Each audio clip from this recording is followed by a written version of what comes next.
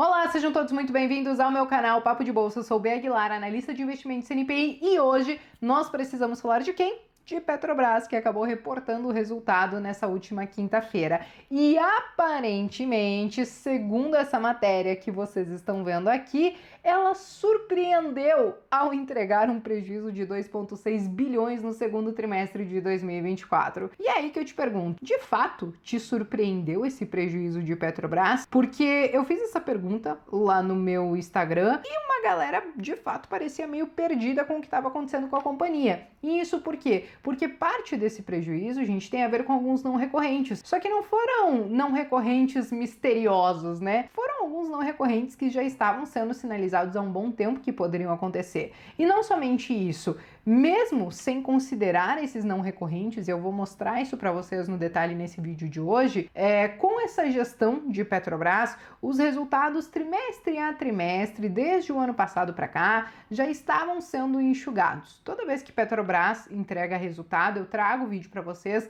e se vocês acompanham a companhia ou acompanham, né, os meus vídeos aqui no canal, vocês já devem ter percebido isso. Então a queda no lucro, até mesmo esse prejuízo, ao meu ver, não há nada de tão surpreendente assim, só se a pessoa de fato não acompanha a empresa. Mas eu vou explicar tudo isso hoje para vocês, porque deu um bafafá por conta desse prejuízo, né? A gente não viu um prejuízo na Petrobras desde 2020. Mas antes de ir para os números, então eu já faço convite para você deixar o seu like, se inscrever aqui no canal e clicar no sininho, porque tem conteúdo novo toda semana. E de fato, comentem aqui embaixo se vocês foram pegos de surpresa ou não, se vocês também investem em Petrobras ou não, e o que vocês estão esperando para a companhia. Mas vamos lá, gente. Então, Petrobras entregou um prejuízo, como vocês estão vendo aqui, um prejuízo líquido de 2,6 bilhões de reais. Só que, se não fossem esses não recorrentes, nessa linha logo aqui abaixo vocês conseguem ver, ela teria tido um lucro de 15,7 bilhões de reais. O que ainda assim, gente, é ruim, porque foi uma queda de mais de 46% em relação ao mesmo período do ano anterior. Agora, vamos falar sobre a questão do prejuízo em si e sobre esses não recorrentes que impactaram na companhia. Não recorrentes, né, se você não sabe, basicamente são alguns eventos que acontecem que muitas vezes podem ter efeitos contábeis ou não na companhia, né? Às vezes pode ter um efeito de caixa, às vezes pode ter um efeito só contábil, mas que não tendem a se repetir nos próximos trimestres. No caso de Petrobras, o principal ponto foi um acordo tributário, foram algumas questões tributárias que foram resolvidas. Em que sentido? Já fazia muito tempo que a Petrobras estava discutindo na justiça o recolhimento de PIS/COFINS e CID sobre as operações de algumas plataformas de petróleo que ela tem. E ela começou a enfrentar algumas derrotas na justiça, e aí essas dívidas tributárias ali eram de alguns bilhões. Chegou num momento que uma mãozinha lava a outra, e aí tem como você casar isso muito bem, porque Petrobras é uma estatal, que foi o seguinte: governo precisa de dinheiro por conta do déficit fiscal. O Haddad virou meme de tanto que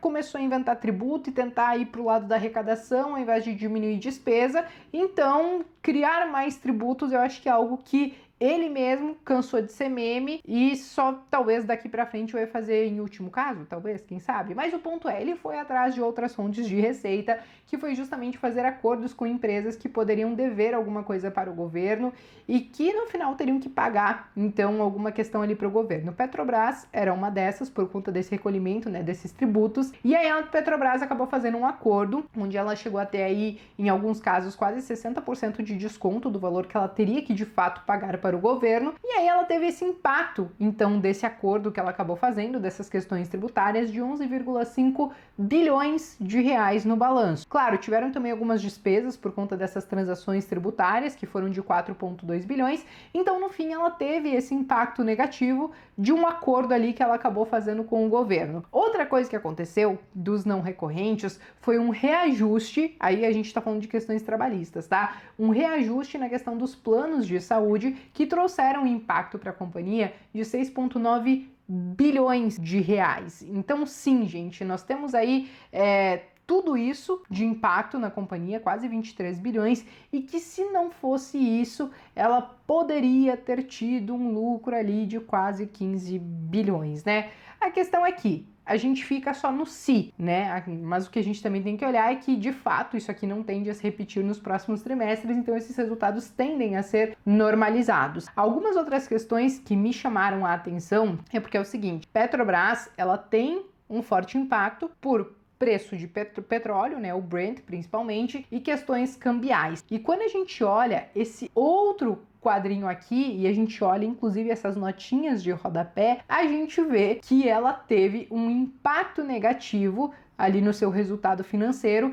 de quase 18 bilhões de reais por conta do dólar, que até então, no outro trimestre, eles estavam negociando a 4,95 e aí, de repente, o dólar ele acabou subindo aí para mais de 5,22 em média. Então, teve um impacto negativo no resultado financeiro, isso também acabou impactando nos resultados. Mas não somente isso, tá? Eu acho que a gente está olhando a linha final desses balanços, mas nós temos que olhar também a questão operacional. Então vale a pena a gente dar uma olhadinha na questão dos EBITDAs, né, da empresa. E aí eu digo os EBITDAs porque a gente olha por segmento para entender o que está tendo mais impacto nesses resultados, porque mesmo tirando os não recorrentes, ela teve uma queda no resultado de 46%. Então quando a gente olha a exploração e produção de petróleo, a receita ela caiu em relação ao primeiro trimestre 1,3%, mas quando a gente olha então a questão do EBITDA, ela teve uma queda de 11%. Já quando a gente fala do segmento de refino,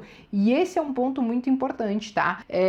O segmento de refino, como a Petrobras ela mudou a política de preços dela e ela demora a repassar os reajustes dos combustíveis, não utilizando imediatamente a paridade internacional, né, considerando os preços lá de fora, então isso reduz muitas vezes a margem da companhia. E aí ela teve um impacto nesse segmento aí de refino, que foi uma queda de 32% no EBITDA desse segmento. Já quando a gente fala de gás e energia, ela também teve uma demanda menor nesse segmento e aí ela teve um recuo aí de quase 24%.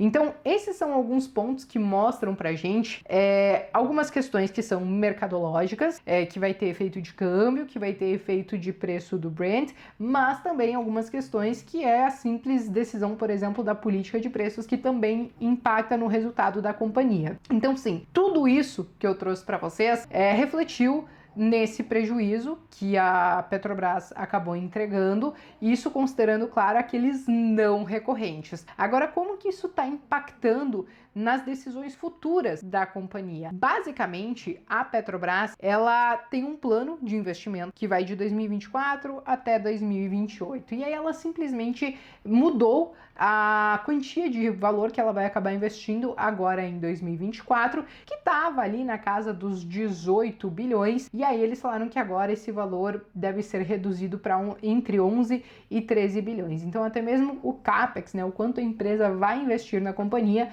acabou diminuindo, muito provavelmente por essas questões desses resultados que tem ficado cada vez mais tímido.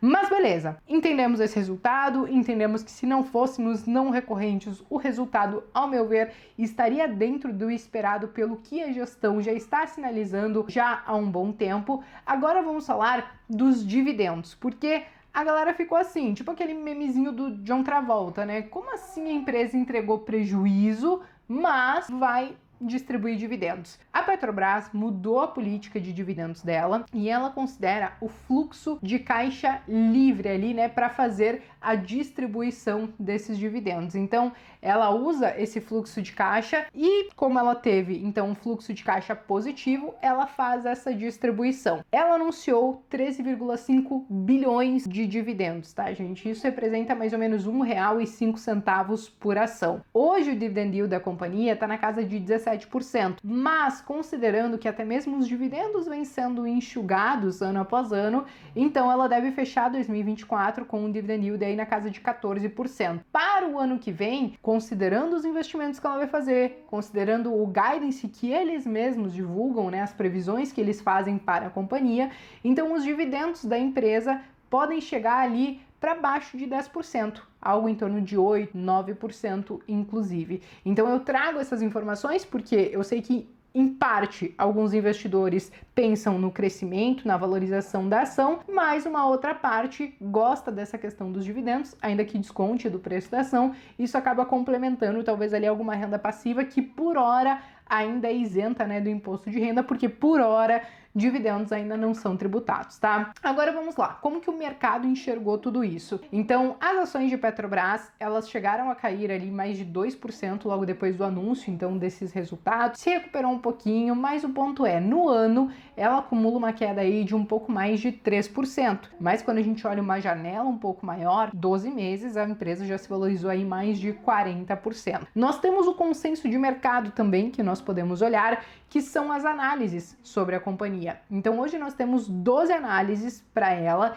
Dessas 12 análises, 7 dizem que é para comprar a ação e 5 dizem que é apenas para manter. E a média de valorização estimada para a ação, para aquelas análises, né, que dizem que é para comprar, é de que ela ainda teria um potencial aí de valorização de mais de 24%, além de, claro, toda a questão dos dividendos. Então, basicamente, é essa a visão que nós temos hoje do mercado, são esses os números que foram reportados e todos os pormenores, todos os detalhes desse balanço. E aí, agora que eu coloquei todas essas cartas na mesa, eu quero saber a sua opinião. O que você achou desse resultado? Você gostou? Você achou interessante? Você acha que os próximos já serão um pouco melhores? Escreva aqui nos comentários que eu quero saber. Eu me despeço por aqui, mas vejo vocês então no próximo vídeo.